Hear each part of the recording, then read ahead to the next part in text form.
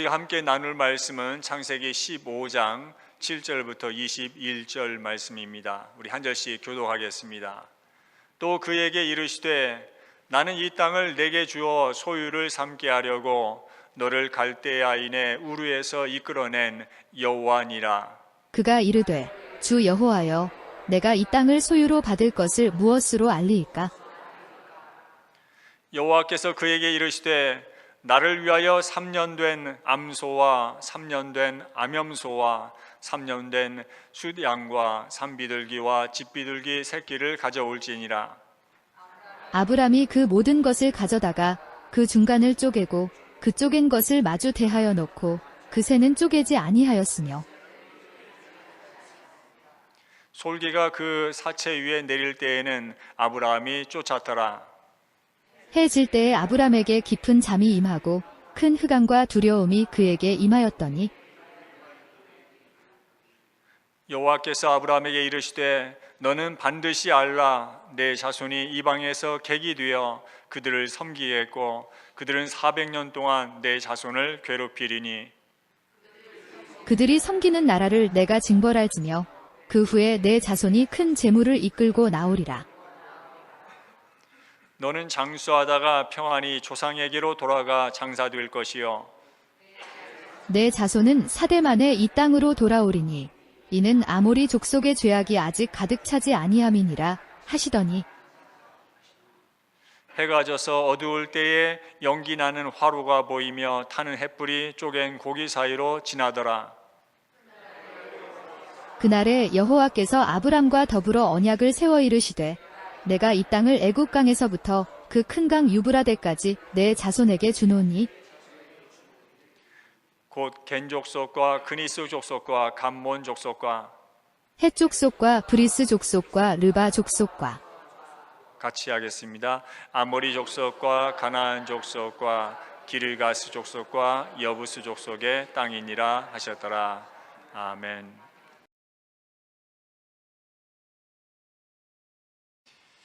사랑하는 성도 여러분, 우리는 약속이 너무나 쉽게 깨지는 세상에 살고 있습니다. 사람들은 약속을 하지만 그 약속은 자주 지켜지지 않죠. 나라와 나라 사이의 조약도, 또 부부가 하나님 앞에서 맺은 혼인 서약도, 친구 사이에 다짐했던 약속도 깨어지는 것을 우리는 너무나 많이 자주 보아왔습니다. 그렇다고 한다면 하나님의 약속은 어떻습니까? 하나님이 하신 말씀이 정말로 신실하고 참되다는 것을 우리는 어떻게 알 수 있을까요? 가정이 무너질 때, 몸이 병들 때, 사랑하는 사람을 잃을 때, 삶이 온통 깜깜한 어둠에 덮일 때 주님이 정말 약속하신 것을 이루어 주실지 우리가 어떻게 알 수 있습니까? 바로 이것이 오늘 본문 창세기 15장에서 아브라함이 마주한 문제이기도 합니다. 창세기 15장 이전까지 하나님은 아브라함에게 여러 차례 땅과 자손을 약속하셨습니다. 하나님은 인간을 죄와 영원한 사망에서 구원하시기 위해서 구원자 예수 그리스도를 아브라함의 후손으로 가나안 땅에 보내시기로 작정하셨습니다. 그래서 하나님은 아브라함을 부르실 때 이렇게 말씀하셨죠. 창세기 12장 너는 너의 고향과 친척과 아버지의 집을 떠나 내가 내게 보여줄 땅으로 가라. 내가 너로 큰 민족을 이루고 내게 복을 주어 내 이름을 창대하게 하리니 너는 복이 될지라. 땅의 모든 족속이 너로 말미암아 복을 얻을 것이라. 하나님은 창세기 13장과 14장에서도 이 약속을 다시 확인해 주셨습니다. 그러나 시간이 흘러도 현실은 달라지지 않았습니다. 아브라함에게는 여전히 자녀가 없었고 그가 차지할 땅도 아직 없었습니다. 아브라함은 점점 늙어가고 있었습니다. 인간의 시각으로 보면 이제는 소망이 거의 끊어진 것처럼 보였습니다. 그런데도 하나님은 아브라함을 다시 찾아오셔서 밤하늘의 별들을 보여주시며 약속을 재확인해 주십니다. 창세기 15장 1절 4절 5절에 아브라함아 두려워 말라 나는 너의 방패요 너의 지극히 큰 상급이니라 내 몸에서 날짜가 네 상속자가 되리라 네 자손이 이와 같으리라. 아브라함은 자기 형편을 보지 않고 하나님이 하신 말씀을 믿었습니다. 그리고 아브라함이 하나님을 믿었을 때 하나님은 그것을 그의 의로 여기시고 그를 의롭다 하셨습니다. 이어서 하나님은 자신이 누구신지 다시 한번 상기시키십니다. 7절에 또 그에게 이르시되 나는 이 땅을 내게 주어 소유를 삼게 하려고 너를 갈대아인의 우르에서 이끌어낸 여호와니라. 내가 너를 불렀으니 이 가나안 땅을 반드시 너에게 주겠다는 확고한 약속이었습니다. 그런데 그 엄청난 약속 앞에서 아브라함이 하나님께 묻습니다. 8절에 주 여호와여 내가 이 땅을 소유로 받을 것을 무엇으로 알리이까? 하나님께서 약속하셨지만 아브라함은 그 약속이 도대체 어떻게 이루어질지 알고 싶었던 것입니다. 생각해 보십시오. 하나님은 가나안 땅을 주시겠다고 약속하셨지만 그 땅에는 이미 강대하고 거대한 여러 민족들이 자리 잡고 있었습니다. 19절, 20절, 21절 보니까 곧 겐 족속과 그니스 족속과 감몬 족속과 헷 족속과 브리스 족속과 르바 족속과 아모리 족속과 가나안 족속과 기르가스 족속과 여부스 족속, 그 중에는 르바 족속처럼 훗날 이스라엘 백성들이 우리는 그들에 비하면 메뚜기와 같습니다라고 말했던 거인 족속도 있었습니다. 거대하고 강한 민족들이 살고 있었어요. 가나안 땅을 얻으려면 그들을 다 몰아내야 되는데 지금 아브라함이 가진 군대는 고작 가병 318명 정도였습니다. 318명 대 10개의 거대 민족. 인간적인 눈으로 보면 가나안 땅을 차지하는 것은 거의 불가능한 일이었습니다. 아브라함이 가진 힘으로는 도저히 감당할 수 없는 현실이었어요. 그래서 아브라함이 묻습니다. 주님, 저는 믿습니다. 그런데 제 현실은 너무 막막합니다.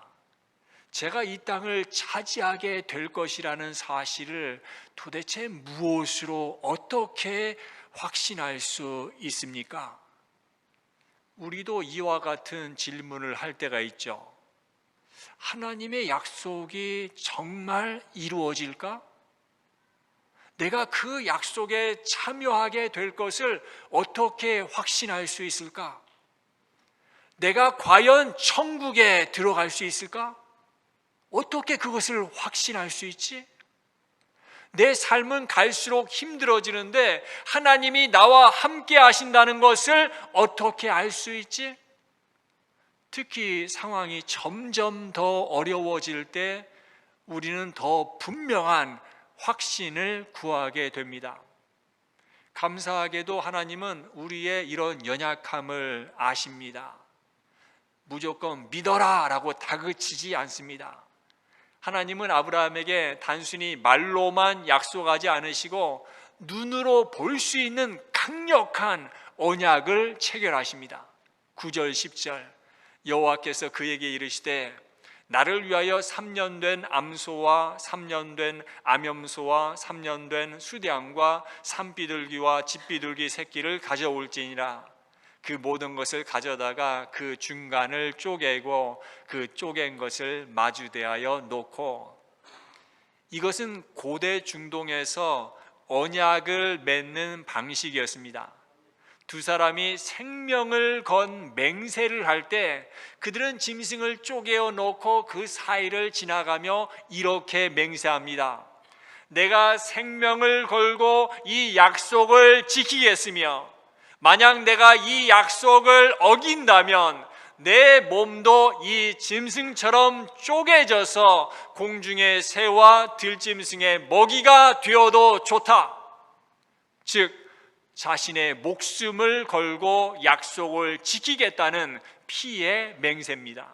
이것이 바로 언약입니다. 생명을 담보로 한 피의 맹세가 바로 언약입니다. 그런데 하나님께서 지금 아브라함과 그런 언약을 맺으시겠다고 하십니다. 여러분, 이것이 얼마나 놀라운 일입니까? 하나님은 그렇게 하실 필요가 없으신 분입니다. 하나님의 말씀으로만도 충분하죠.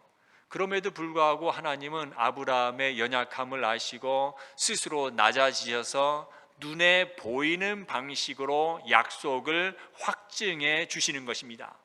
만물의 창조주이신 하나님께서 지금 한낱 피조물인 아브라함을 위해 이 피의 맹세를 하시겠다고 하신 것입니다. 아브라함은 이 말씀에 순종했습니다. 짐승들을 가져와 반으로 쪼개고 작은 새들은 쪼개지 않고 그냥 죽여서 양쪽에 하나씩 놓았습니다. 이제 언약을 맺을 준비가 다 되었습니다. 그런데 하나님은 곧바로 나타나지 않으셨어요. 뜨거운 태양 아래 쪼개진 짐승의 사체에서 피비린내가 진동했습니다. 냄새를 맡은 솔개들이 하늘을 빙빙 돌며 사체 위로 내려앉기 시작했습니다. 아브라함 막 소리를 지르고 막대기를 휘두르며 필사적으로 새들을 쫓아냈습니다. 해가 질 때까지 좋게 10시간이 넘는 그 길고 지루한 시간 동안 아브라함은 묵묵히 하나님을 기다리며 솔개떼와 피말리는 사투를 벌여야 했습니다. 하나님은 왜 이토록 오래 아브라함을 기다리게 하셨을까요? 왜 이런 수고를 겪게 하셨을까요? 이것은 앞으로 일어날 일들을 미리 보여주시는 한 폭의 예언적 그림과 같습니다. 하나님은 약속을 반드시 이루시지만 그 성취까지는 기다림의 시간이 있다는 것을 보여주시는 것입니다. 그 기다림 속에는 방해도 있고 시험도 있습니다. 마치 솔개들이 재물 위에 내려앉듯이 하나님의 약속을 흐리게 하려는 여러 어려움이 찾아옵니다. 우리의 삶도 그렇죠. 약속을 붙들고 있지만 현실은 점점 더 멀어지는 것처럼 보일 때가 있습니다. 그때 우리는 하나님 지금 어디 계십니까? 내게 주신 약속은 도대체 어떻게 된 것입니까? 라고 묻게 됩니다. 그러나 바로 그 자리에서 믿음으로 서서 끝까지 약속을 붙들어야 합니다. 아브라함이 솔개들을 쫓아내며 자리를 지켰던 것처럼 우리도 믿음으로 그 자리를 지켜야 합니다. 그렇게 치열한 사투 끝에 마침내 해가 질 무렵 지친 아브라함에게 깊은 잠이 쏟아집니다. 그런데 그때 큰 흑암과 두려움이 그를 덮칩니다. 하나님은 왜 아브라함에게 이 어둠과 공포를 경험하게 하셨을까요? 이 끔찍한 경험은 훗날 그의 후손들이 겪게 될 역사를 미리 보여주시는 것이었습니다. 아브라함이 깊이 잠든 사이 하나님은 그의 자손들이 이방에서 객이 되어 고난을 당하게 될 것을 말씀하십니다. 13절 여호와께서 아브라함에게 이르시되 너는 반드시 알라 내 자손이 이방에서 객이 되어 그들을 섬기겠고 그들은 400년 동안 내 자손을 괴롭히리니. 하나님은 아브라함의 자손들이 가나안 땅을 차지하는 과정이 결코 호락호락하지 않을 것이라고 말씀하십니다. 왜 그토록 긴 고난의 시간이 필요했을까요? 그 이면에는 인간의 끈질긴 죄악된 본성이 숨어 있습니다. 훗날 요셉은 죽기 전 형제들에게 반드시 애굽을 떠나 약속의 땅으로 돌아가라고 간곡한 유언을 남겼습니다. 하지만 이스라엘 백성들은 요셉이 죽고 난 후에도 애굽을 떠나지 않았습니다. 왜 그랬을까요? 애굽이 너무 살기 좋았기 때문입니다. 요셉의 형제들은 총리 대신에 가족으로서 무려 70년 동안 호의호식하며 살았어요. 그렇게 화려하게 잘 살았는데 여러분 같으면 그곳을 쉽게 떠날 수 있었겠습니까? 하나님의 언약이고 뭐고 그냥 여기가 좋사오니 하며 그곳에 주저앉아 버린 것입니다. 그렇게 죽치고 눌러앉은 세월이 무려 360년입니다. 이는 인간이 하나님 말씀보다 눈앞의 안락함을 얼마나 더 사랑하는지를 상징적으로 보여줍니다. 그들이 요셉의 권유대로 하나님의 언약대로 일찍 깨달아 애굽을 떠날 준비를 했다면 어땠을까요? 종살이 안 해도 됐을 겁니다. 생고생 안 해도 됐을 거예요. 그러나 우리 인간은 참으로 징그럽게도 말을 안 듣는 존재입니다. 꼭 갈 때까지 가서 결국 큰 일을 당하고 나서야 아이고 천부여 의지 없어서 손들고 옵니다라고 엎드리죠. 애굽에서 잘 나갈 때는 가나안 땅으로 가라는 말에 콧방귀도 뀌지 않더니 이제 노예가 되어가지고 죽게 생겼으니까 그제야 조상 아브라함의 언약을 기억하며 살려달라고 부르짖습니다. 이게 이스라엘의 모습이고 우리의 모습이기도 합니다. 우리 역시 삶이 평안하고 잘 나가면 하나님을 찾지 않습니다. 죄인의 본성상 형편이 좋으면 돈과 세상과 쾌락을 쫓아가지 자신에서 하나님을 찾을 사람은 단 한 사람도 없습니다. 그래서 하나님은 예나 지금이나 고난이라고 하는 도구를 사용하십니다. 우리가 여기까지 온 것도 다 하나님의 지팡이와 막대기가 우리의 삶을 간섭하셨기 때문입니다. 만약 하나님이 우리를 고난으로 치시며 간섭하지 않으셨다면 아마 우리는 세상의 쾌락에 취해서 밤낮 없이 방황하거나 허무한 세상의 자랑거리를 쫓아 정신없이 지금도 헤매고 다녔을 것입니다. 우리가 복음을 알고 주님의 십자가 은혜를 이만큼이라도 깨닫게 된 것은 다 하나님께서 포기하지 않고 우리를 연단하셨기 때문입니다. 이제 죽게 생겨서 부르짖는 이스라엘을 향해 하나님은 진노 대신 어린 양의 피를 발라 그들을 구원해 주셨습니다. 14절 그들이 섬기는 나라를 내가 징벌할지며 그 후에 내 자손이 큰 재물을 이끌고 나오리라.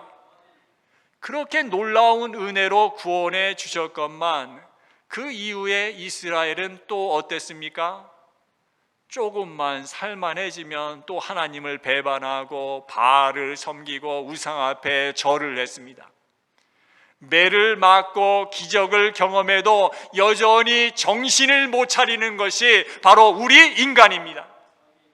그러므로 사랑하는 성도 여러분, 구원은 우리의 어떤 행위나 공로, 율법을 지키는 의로움으로 얻을 수 있는 것이 아닙니다. 계속해서 실패하고 반역하는 우리를 대신하여 십자가를 지신 예수 그리스도를 믿는 믿음, 오직 그 은혜로만 우리는 구원받을 수 있습니다. 그 방법 외에 우리 같은 죄인이 살 길은 없습니다. 하나님은 이스라엘의 배은 망덕에도 불구하고 인류를 구원하겠다는 약속을 결코 포기하지 않으셨습니다. 오히려 아브라함에게 너는 반드시 알라고 쐐기를 박으시며 인간의 연약함 때문에 하나님의 구원 계획이 무너지는 일은 결코 없을 것임을 확신시켜 주셨습니다. 하나님은 한 번 약속하신 것은 반드시 이루시는 신실하신 분입니다. 16절 내 자손은 4대 만에 이 땅으로 돌아오리니 이는 아모리 족속의 죄악이 아직 가득 차지 아니함이니라 하시더니, 하나님은 아무리 타락한 이방 민족이라도 당장 멸망시키지 않으시고 그들의 죄악의 심판을 피할 수 없을 만큼 가득 찰 때까지 기다리며 회개의 기회를 주셨습니다. 그리고 마침내 그 죄악이 돌이킬 수 없는 한계에 달했을 때 이스라엘 백성을 공의의 심판의 도구로 들어 쓰셔서 가나안 땅을 정복하게 하셨습니다. 즉 이스라엘이 가나안에 들어간 것은 가장 완벽한 시간에 이루어진 하나님의 공의로운 심판이자 신실한 약속의 성취였습니다. 우리도 때로는 내 기도의 응답이 너무 더디다고 느낄 때가 있습니다. 하지만 가장 완벽하고 공의로운 때를 기다리며 일하시는 하나님의 신실하심을 끝까지 신뢰해야 합니다. 이제 하나님은 내가 이 땅을 너에게 주겠다는 약속의 강력한 증거로 친히 쪼개진 고기 사이로 걸어가십니다. 17절, 해가 져서 어두울 때에 연기 나는 화로가 보이며 타는 햇불이 그 쪼갠 고기 사이로 지나더라. 하나님을 상징하는 연기 나는 화로와 탄 햇불이 나타났습니다. 그런데 놀랍게도 오직 하나님만이 홀로 그 피투성이가 된 쪼개진 고기 사이를 지나가셨습니다. 아브라함과 손을 잡고 함께 걸어가신 것이 아닙니다. 아브라함은 여전히 깊은 잠에 빠져 있었고 오직 하나님만 그 길을 지나가셨습니다. 여러분, 이것이 무엇을 의미합니까? 깊이 잠든 아브라함을 향해 하나님께서 이렇게 맹세하시는 것과 같습니다. 아브라함아, 너는 연약해서 나와의 약속을 끝까지 지킬 수 없다는 것을 나는 안다. 네가 나와 함께 이 길을 걷는다면 너는 언젠가 또 죄를 짓고 약속을 어길 것이며 결국 이 짐승들처럼 찢겨 죽어 영원한 심판을 받아야만 할 것이다. 그러니 너는 가만히 쉬어라. 이 약속은 내가 홀로 책임지겠다. 나는 내 생명을 걸고 이 약속을 반드시 이룰 것이다. 만약 네가 나를 배신하고 약속을 깨뜨린다 할지라도 그 저주와 대가는 너에게 묻지 않고 오직 나 혼자서 다 감당하겠다. 계약의 양쪽 책임을 모두 하나님 자신이 짊어지신 것입니다. 여러분, 이것이 바로 기독교의 복음입니다. 세상의 모든 종교는 쌍방 계약이죠. 네가 법을 지켜라. 못 지키면 네가 벌을 받는다라고 가르칩니다. 조금만 삐끗해도 무서운 심판이 기다립니다. 그러나 복음은 다릅니다. 복음은 하나님께서 우리에게 일방적으로 베푸시는 덮어주심이요 은혜입니다. 생각해 보십시오. 구원이 온전히 우리에게 달려있다면 어떻게 되겠습니까? 우리가 평생 단 한 번도 죄를 짓지 않아야 되고 내 힘으로 매일 흔들림 없이 의롭게 살아야만 구원받을 수 있다면 과연 누가 그 구원에 이를 수 있겠습니까? 우리는 우리 자신의 결심조차 제대로 지키지 못하는 작심삼일의 존재들입니다. 날마다 넘어지고 실패합니다. 당장 아브라함만 보더라도 바로 다음 장인 16장에서 이스마엘을 낳고 하나님의 언약을 깨뜨려 버리지 않습니까? 우리는 그렇게 연약한 죄인입니다. 그걸 아셨기 때문에 하나님은 아브라함을 잠재워 놓으시고 혼자서 그 고기 사이를 지나가셨습니다. 하나님이 자신의 생명을 걸고 아브라함의 어떠함과 상관없이 구원의 언약을 반드시 이루시겠다는 맹세입니다. 우리를 향한 하나님의 구원은 이처럼 하나님 편에서의 일방적이고도 희생적인 언약 이행으로 이루어집니다. 짐승들이 쪼개진 것처럼 언약을 어겨 마땅히 죽어야 할 인간을 대신하여 하나님 스스로가 쪼개지심으로 구원의 약속을 이루시겠다고 맹세하신 것입니다. 그리고 하나님은 약 2000년 전 예루살렘 골고다 언덕 위에서 그 약속을 문자 그대로 성취하셨습니다. 언약을 어기면 받는 전주가 무엇입니까? 짐승처럼 갈기갈기 찢겨 죽는 것이죠. 인간은 언약을 어겼습니까? 예, 우리는 어겼습니다. 아브라함도 이스라엘도 그리고 오늘 우리도 끊임없이 하나님과의 언약을 어겼습니다. 그렇다면 누가 그 저주를 받아야 마땅합니까? 바로 우리들이죠. 그러나 그 끔찍한 형벌을 하나님께서 친히 짊어지셨습니다. 하나님은 아브라함과 맺으셨던 언약대로 친히 그 저주를 감당하시기 위해서 인간의 몸을 입고 이 땅에 오셨습니다.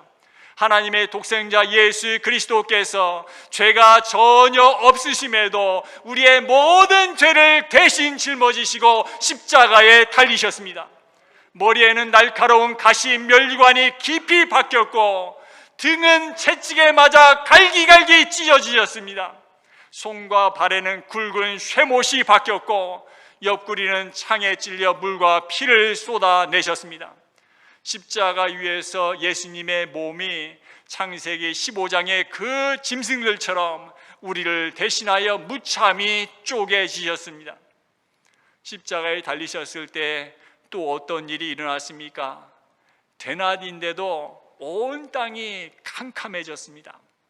창세기 15장에서 아브라함을 덮쳤던 그 크고 두려운 흑암이 십자가를 덮은 것입니다. 그리고 그 깊은 어둠 속에서 영원 전부터 단 한 번도 끊어진 적 없던 성부 하나님과 성자 예수님의 그 사귐이 그 순간 끊어졌습니다. 마가복음 15장 34절 나의 하나님 어찌하여 나를 버리셨나이까? 예수님이 우리 대신 버림받으셨습니다. 우리가 받아야 할 저주, 우리가 받아야 할 심판, 우리가 받아야 할 영원한 죽음과 지옥의 형벌을 예수님이 대신 다 받으셨습니다. 그리고 마침내 예수님이 외치셨습니다. 다 이루었다. 너희의 모든 죄의 빛이 청산되었다. 예수님께서 우리의 죄값을 완벽하게 지불하셨기에 하나님은 더 이상 예수 믿는 자들에게 죄의 빛을 청구하지 않으십니다. 갈라디아서 3장 13절 14절 그리스도께서 우리를 위하여 저주를 받은 바 되사 율법의 저주에서 우리를 속량하셨으니 이는 그리스도 예수 안에서 아브라함의 복이 이방인에게 미치게 하고, 여러분, 아브라함이 받은 복이 뭡니까? 하나님을 믿으니, 오실 그 후손을 믿는 그 믿음을 믿으니 의롭게 되어진 거 아닙니까? 예수 믿고 의롭게 되어지는 그 복이 아브라함에게만 주어지는 게 아니라 이방인에게 미치게 하고 또 우리로 하여금 믿음으로 말미암아 성령의 약속을 받게 하려 함이라. 예수 믿고 의롭게 되어진 정도가 아니라 천국 본연을 얻게 되어지는 그 축복이 우리도 동일하게 믿음으로 받는 역사가 예수님의 그 희생을 통해서 열려지게 된 것입니다. 예수님의 육체가 찢어짐으로 말미암아 죄로 인해 굳게 닫혔던 하나님과 우리 사이의 장벽이 무너지고 구원과 영생의 문이 활짝 열렸습니다. 요한계시록 21장 3절 5절 보라, 하나님의 장막이 사람들과 함께 있음에 하나님이 그들과 함께 계시리니 그들은 하나님의 백성이 되고 하나님은 친히 그들과 함께 계셔서 모든 눈물을 그 눈에서 닦아주시니 다시는 사망이 없고 애통하는 것이나 곡하는 것이나 아픈 것이 다시 있지 아니하리니 처음 것들이 다 지나갔음이러라. 보라, 내가 만물을 새롭게 하노라. 이 말은 신실하고 참되니 기록하라. 주님이 약속하신 이 영광스러운 미래를 우리가 어떻게 확신할 수 있을까요? 하나님께서 아브라함에게 언약으로 맹세를 확증하신 것처럼 주님은 우리와도 언약을 맺으셨죠. 예수님이 잡히시던 밤에 떡과 잔을 드시며 이렇게 말씀하셨습니다. 이것은 너희를 위하여 주는 내 몸이라.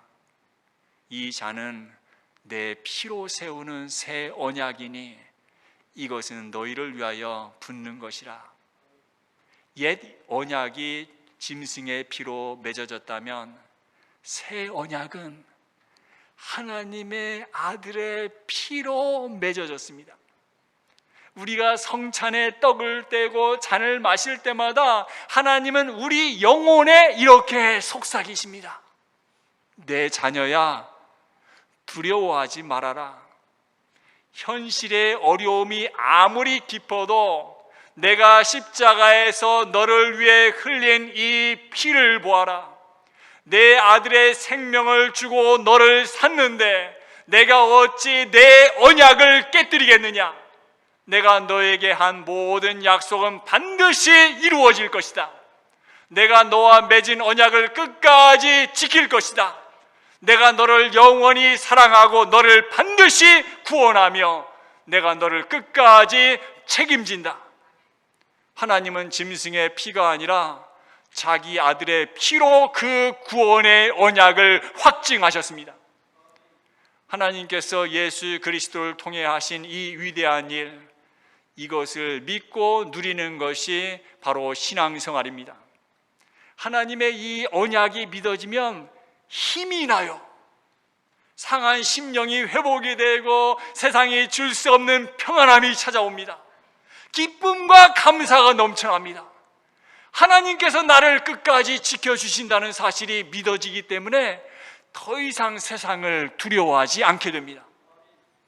요한계시록 21장의 약속들은 반드시 이루어질 것입니다. 우리의 모든 눈물이 씻어질 것입니다.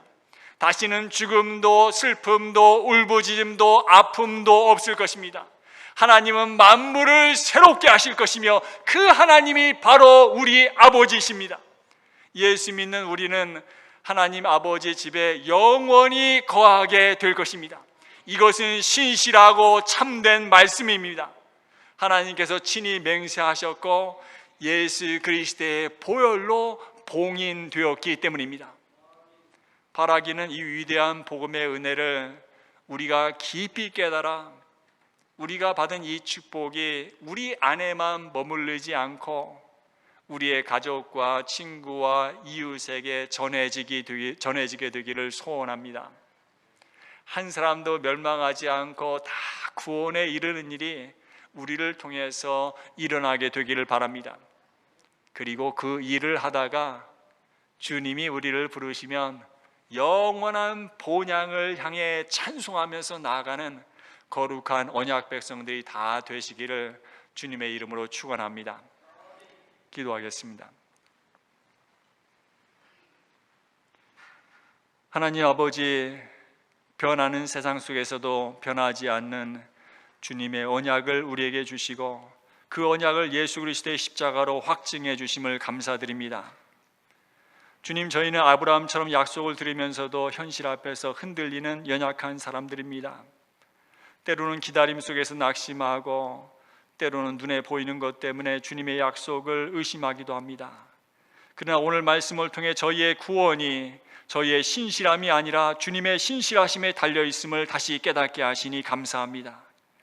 아브라함이 묵묵히 솔개들을 쫓아내며 하나님의 때를 기다렸던 것처럼 저희도 낙심과 절망을 가져오는 사탄의 공격을 십자가 보혈로 세운 새 언약을 붙잡음으로 물리치게 하여 주옵소서. 저희를 위해 일하시는 주님의 완벽한 시간표를 신뢰하게 하여 주옵소서. 다 이루었다 하신 주님의 음성이 저희 삶 속에 날마다 능력이 되게 하여 주옵소서. 또한 이 복음이 우리 안에만 머물러 있지 않게 하시고 우리의 가정과 교회와 이웃 가운데 흘러가게 하셔서 한 영혼이라도 더 주께로 돌아오는 은혜를 보게 하여 주옵소서. 우리가 언약 백성으로서 복음의 통로로 쓰임받게 하여 주옵소서. 모든 눈물을 닦아주시고 만물을 새롭게 하실 그날을 소망하며 우리를 끝까지 포기하지 않으시고 책임지시는 우리 구주 예수 그리스도의 이름으로 간절히 기도드립니다. 아멘.